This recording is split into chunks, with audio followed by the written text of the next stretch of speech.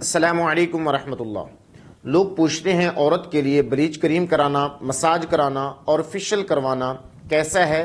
کیا یہ جائز ہے یا ناجائز ہے؟ جو عورتیں کرواتی ہیں اس کے بارے میں کیا حکم ہے؟ کیا گھر میں بے برکتی ہوتی ہے؟ اس بارے میں مکمل طور پہ رہنمائی کریں تو انشاءاللہ العزیز آپ کو اس ویڈیو کے اندر اس بارے میں مکمل طور پہ رہنمائی دی جائے گی۔ آپ نے اس ویڈیو کو لازمی طور پہ سننا ہے، انشاءاللہ العزیز آپ کو اس سے بہت زیادہ فائدہ حاصل ہونے والا ہے۔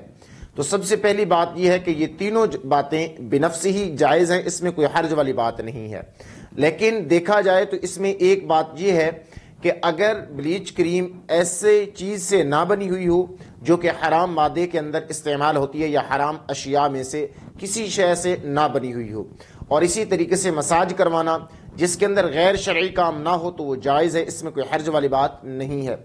اور اسی طریقے سے ان تمام چیزوں کا مین مقصد یہ ہوتا ہے کہ عورت اپنے آپ کو زیب و زینت کے ساتھ رکھے، عورت اپنے آپ کو اچھا بنا کے رکھے، عورت اپنے آپ کے لیے حسن اور تر و تازگی کو پسند کرتی ہے، اس وجہ سے یہ تینوں کام کرتی ہے۔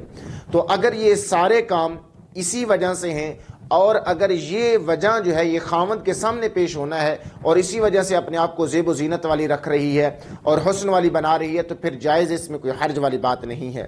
تو چلتے ہیں، کیا یہ آقا علیہ الصلوۃ والسلام کی حدیث مبارکہ بھی اس سے بھی ثابت ہے یا نہیں ہے کہ عورت اپنے آپ کو بنا سنوار کر اپنے مرد کے سامنے پیش کرے؟ کیا یہ صحیح ہے یا نہیں ہے؟ تو سنن نسائی کتاب النکاح حدیث نمبر ہے 3231۔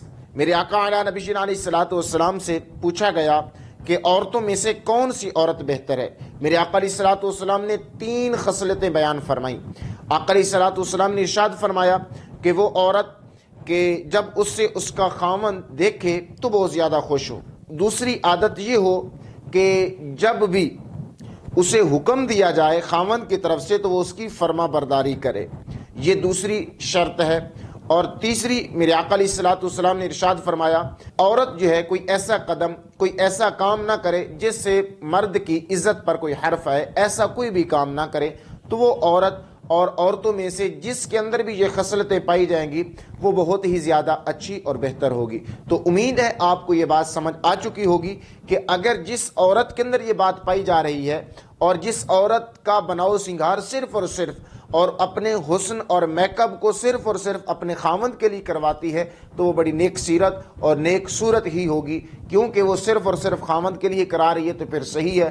ہاں، اگر وہ کسی غیر محرم اور دوسرے مردوں کے لیے معاذ اللہ کروا رہی ہے تو پھر اس کے گھر پر بھی لعنت ہوتی ہے اور اس کے اوپر بھی لعنت ہوتی ہے اور گھر میں بھی بے برکتی ہوتی ہے، کیونکہ میرے آقا علیہ الصلوۃ والسلام نے ایسی عورت پر لعنت فرمائی ہے اور بے پردگی کا اللہ تبارک و تعالی نے اس کے اوپر بہت سارے سخت عذاب کے بارے میں بیان فرمایا ہے۔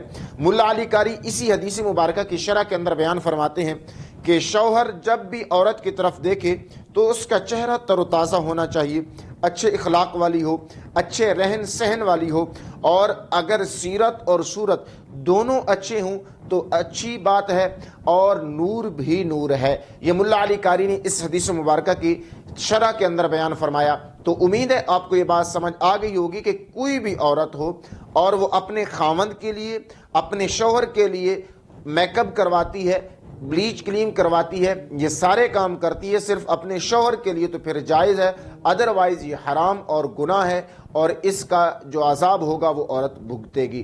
امید ہے آپ کو یہ مسئلہ سمجھ آ گیا ہوگا۔ السلام علیکم ورحمۃ اللہ وبرکاتہ۔